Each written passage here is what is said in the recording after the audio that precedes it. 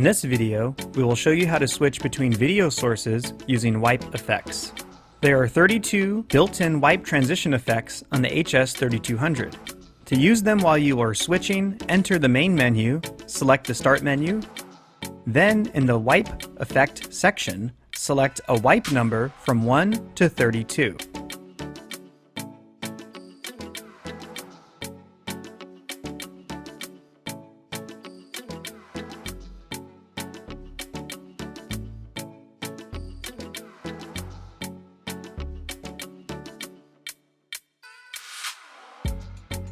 After a desired wipe effect is selected, you may then adjust parameters such as soft, width, luma, saturation, and hue to customize it to your style and needs.